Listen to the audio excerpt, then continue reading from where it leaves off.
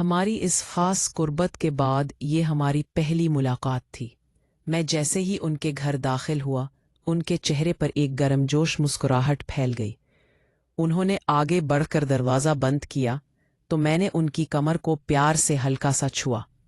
وہ چونک کر پیچھے مڑے اور بولے، وقت بہت کم ہے بیٹا، جیسے سمجھایا تھا ویسے ہی کرنا۔ میں نے سوالیہ نظروں سے ان کی طرف دیکھا تو وہ فوراً بولے، 11 بجے سے پہلے میں تمہاری ماں کو سٹیج پر دلہن کے پیچھے لے آؤں گی۔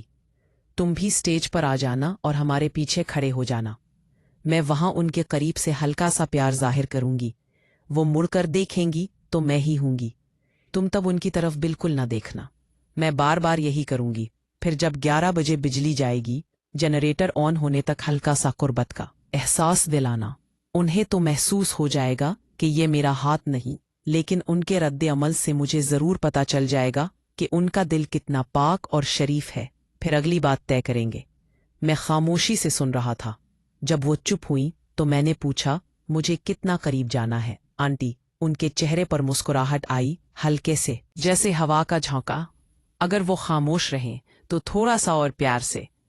میں نے کہا، کیا مطلب آنٹی؟ سمجھ نہیں آیا۔ آنٹی نے اپنا ہاتھ ماتھے پر مارا اور ہنستے ہوئے بولی، ارے میرے انجان بچے، تجھے تو سب کچھ سکھانا پڑے گا۔ پھر انہوں نے مجھے گلے سے لگایا، میرا ہاتھ پکڑا اور اپنی کمر پر رکھتے ہوئے بولی، پہلی بار تو ایسے بالکل ہلکا سا، جیسے غلطی سے چھو گیا ہو۔ انہوں نے میرا ہاتھ ہلکی سی حرکت دی۔ اگر تمہاری امی خاموش رہے تو پھر تھوڑا سا اور قریب سے، پیار بھرا۔ میں مسکرا کر سر ہلایا۔ ان کی اس قربت سے میرے دل میں ایک عجیب سی گرمی دوڑ گئی۔ آنٹی نے فوراً محسوس کر لیا اور اپنی ران کو ہلکا سا گڑتے ہوئے بولی، اگر وہ اس پر بھی خاموش رہیں تو اگلی بار اور بھی پیار سے، لیکن اگر وہ جھک جائیں، جو بہت کم چانس ہے، تو تم ان کی کمر کو سہلاتے رہنا، لیکن اگر انہوں نے مڑ کر دیکھا اور چہرے پر ناراضی آئی تو فوراً پیچھے ہٹ جانا۔ یہ سنتے ہی مجھے ڈر لگا۔ میں نے کہا، آنٹی اگر انہوں نے دیکھ لیا تو وہ مجھے بہت ڈانٹیں گی۔ آنٹی سیدھی ہوئی، سنجیدہ لہجے میں بولی، دیکھو، اسی لیے میں پہلے خود ان کے قریب جاؤں گی، انہیں عادی کروں گی کہ انہیں لگے کہ یہ سب میں ہی کر رہی ہوں۔ لیکن اگر وہ تمہارے اور میرے ہاتھ کا فرق پہچان لے اور ہل جائے تو پہلی یا دوسری بار ہی تمہیں اندازہ ہو جائے گا۔ اگر سخت رد عمل آیا تو فوراً بھاگ جانا، میں سنبھال لوں گی۔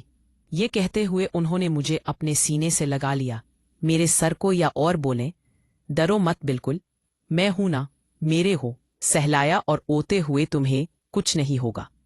پھر انہوں نے مجھے چھوڑتے ہوئے کہا، اب جاؤ اور جیسا کہا ہے ویسا ہی کرنا، اس سے ہٹ کر کچھ مت کرنا۔ میں نے ان کی طرف دیکھا اور ہاتھ اٹھا کر ان کے کندھوں کو پیار سے چھونے کی کوشش کی۔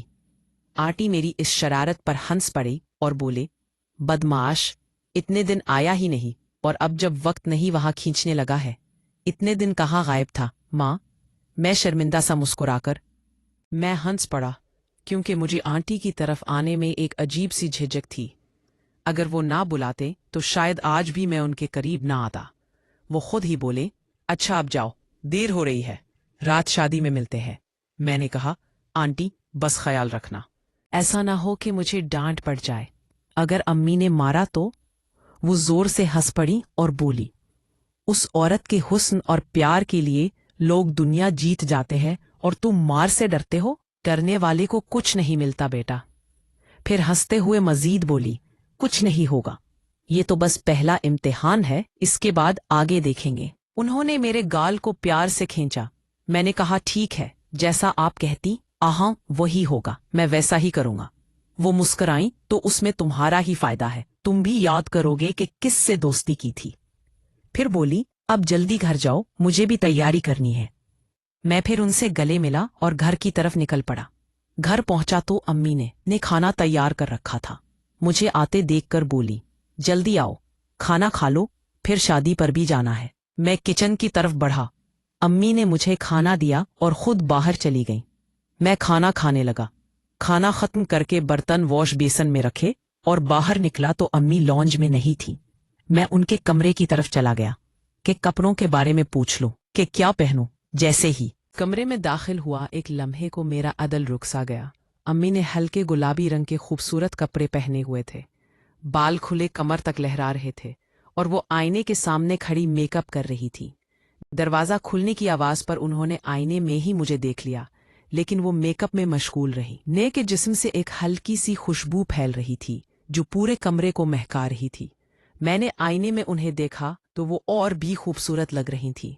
उन्होंने ब्रश चेहरे पर फेरते हुए पूछा, हाँ क्या बात है?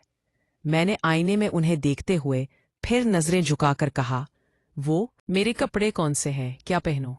अम्मी ने एक खूबसूरत अदा से सर झटका, बाल एक तरफ हो गए और वो सीधी खड़ी हुई। उनकी ये अदा इतनी दिलकश थी कि मैं उन्हें देखता रह गया। अम्मी ने मुझे यूं ताड़ते देखा तो मुस्कुराकर बोली, मुझे ही देखते रहोगे या जाकर तैयार भी होगे? मैंने फौरन कहा, अम्मी आप बहुत प्यारी लग रही हैं, माशाल्लाह, कहीं नजर ना लग जाए। मेरे लहजे में ऐसी खलूस थी कि अम्मी हंस पड़ी, मुड़कर आईने में खुद को देखने लगी। मैंने मजीद कहा, देख लें, आप आज कितनी खूबसूरत लग रही हैं। उन्होंने माथे पर हल्की सी सलूट डालते हुए शरारती लहजे में पूछा, तो क्या मतलब आज प्यारी लग रही हूं? क्या मैं रोज प्यारी नहीं लगती? मैंने जल्दी से कहा, अरे नहीं नहीं, आप तो रोज ही प्यारी लगती हैं, आज तो बहुत ज्यादा। वो मेरी बात पकड़कर मजीद शरारत करने लगी, दोनों हाथ कमर पर रखकर बोले, तो अच्छा जनाब, रोज ही इसी तरह घूरते हैं कि मैं प्यारी लग रही हूं या नहीं? ये सुनकर मैं बौखला गया। कलथूम आंटी की तंबीह याद आ गई कि अम्मी को जरा सा भी शक न होने देना। मैं सर खुजाते हुए बोला, वो आप इतनी प्यारी होती हैं कि खुद ही नजर आ जाती हैं, मैं जानबूझकर तो नहीं देखता। अम्मी संजीदा होने की कोशिश करने लगी, लेकिन उनके मन से हंसी का फवारा छूट गया। वो हंसते हंसते दोहरी हो गई और उनकी ये मासूम हंसी सुनकर मेरा दिल भी खुशी से भर गया। उनकी ये मासूम और प्यारी हंसी सुनकर मेरा दिल खुशी से झूम उठा। वो हंसते हंसते सीधी हुई, मेरी आंखों में देखा और शरारती लहजे में बोले, अरे मेरे मना, तू बिल्कुल जवान हो गया है और मुझे पता ही नहीं चला। मैं फौरन शर्मिंदा हो गया, आंखें झुका ली। वो मुस्कुराते हुए बोले, चलो जाओ और स्टोर से कपड़े पहन लो, फिर हम चलते हैं। मैंने एक आखिरी नज़र उनकी खूबसूरत मुस्कुराहट पर डाली और बाहर की तरफ मुड़ गया।